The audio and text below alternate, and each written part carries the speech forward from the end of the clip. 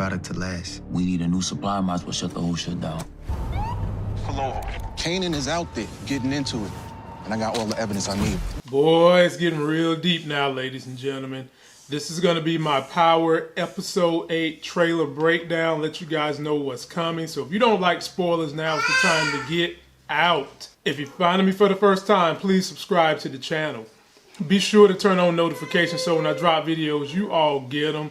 Also follow the Life Gains Financial channel. This week, I'm going to cover dividend stocks, the best ones I use, and various strategies for you to make money in the stock market without a whole lot of risk.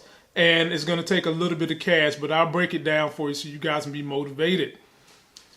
My hit up squad, my squad on the street, keep hitting me on IG and DMing me when you find leaks for TV shows.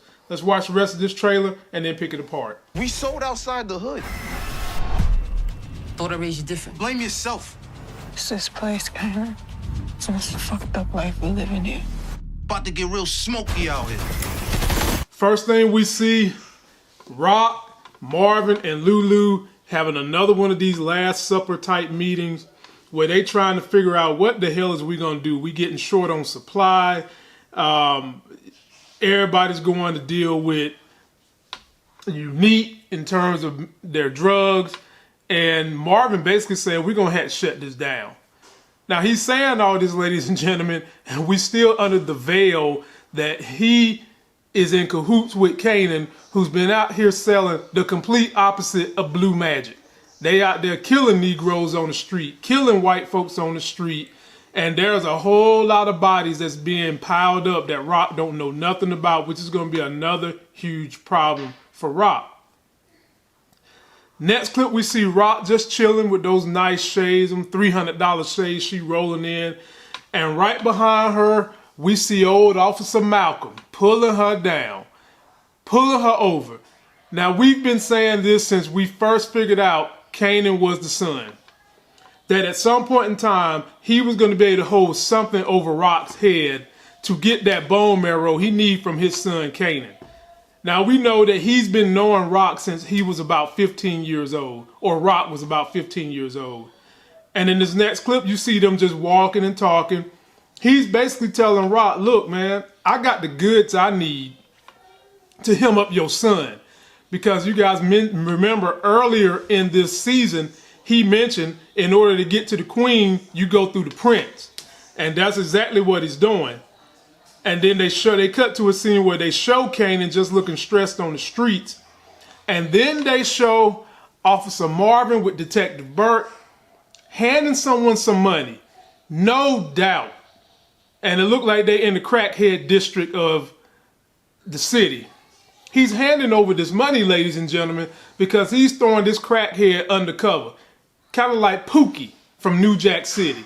Now, the problem is, can you trust a crackhead to do something undercover? I'm sure Detective Malcolm knows how to find this guy if he decides to run off with his money. But still, you're talking about a crackhead. What does a crackhead want? Their number one thing is to get that fiend taken care of. But I'm going to say, for the sake of argument for this show, this crackhead is going to do his job, do his undercover thing to finish trying to put the clamps down on Kanan.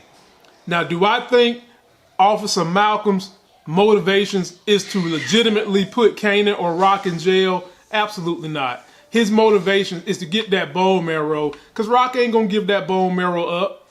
She's never going to have her son just give it to him. So he's going to have to put the clamps on her organization.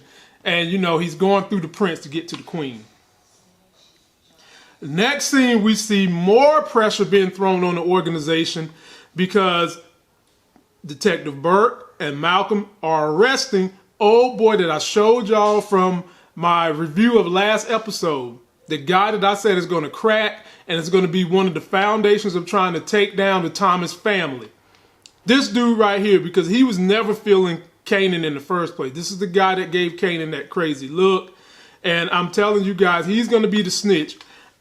I think that he's going to get arrested. He's going to squeal like a mockingbird. And he's going to also go back and work undercover. So they might not even know that homeboy got arrested. And he's just going to be working undercover, siphoning information, bringing it back back to Detective Malcolm and Detective Burke. We cut to a scene where we see Kanan talking to Marvin or maybe somebody in the organization. I don't think he's talking to Rock, because in the very next scene, you see Rock and you see her looking at Kanan disgusted, frustrated, because the gig's out now. She fully understands what he been doing on them streets. And he actually gonna raise his mouth to say, it's your fault. And look at the look on her face. Boy, whew. I can remember being a teenager saying some crazy stuff to my mama, and that was a look I didn't want to see. Will she discipline Kanan? Will she put hands on Kanan? How is she going to discipline Kanan when she's tried to discipline him in the past and it ain't working?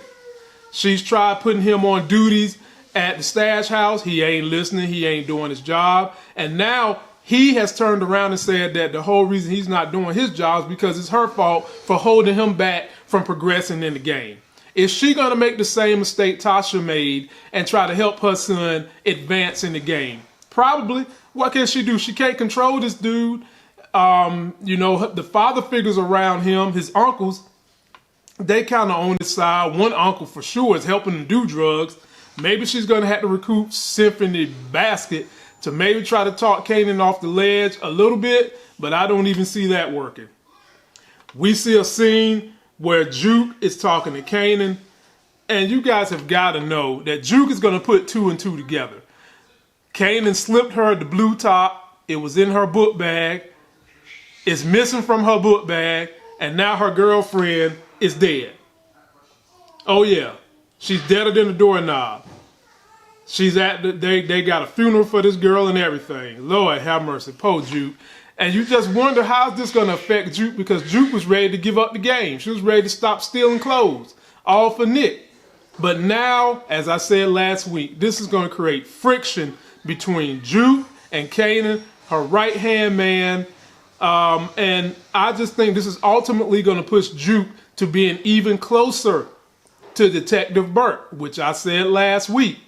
Watch out for Detective Burke and Juke starting a budding, not relationship, but friendship that might eventually culminate as a relationship and be the piece that gets Juke into being a cop.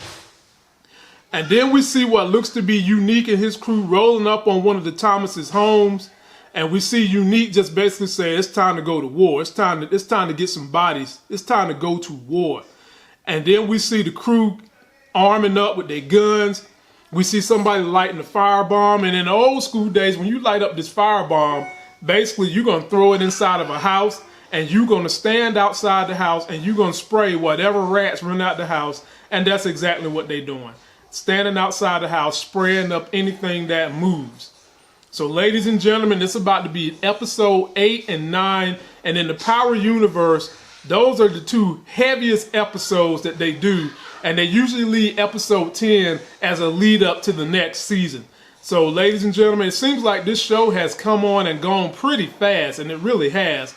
But we got Black Mafia Family coming up the end of this month that's going to take the place of Power. But leave me all your comments on what you think is going to happen this episode. If you guys find any more leaks, hit me on Instagram, DM me. And that's going to do it for this video. Don't forget to like the video, comment, subscribe, get yourself that Life Gain. Follow my Life Gains financial channel so that you guys can make those moves in your finances. And until that next Sexy as Hell video, I'll see you.